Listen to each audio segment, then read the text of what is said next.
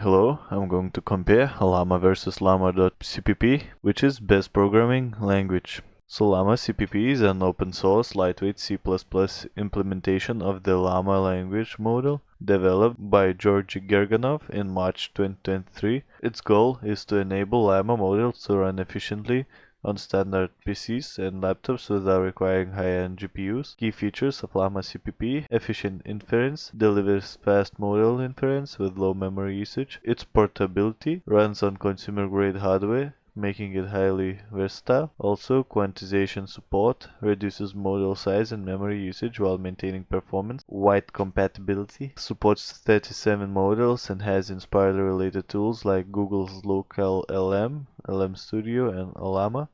Best for developers looking for a lightweight, flexible solution that works on standard hardware. Ollama is a newer C++ implementation launched in July 2023 by Jeffrey Morgan.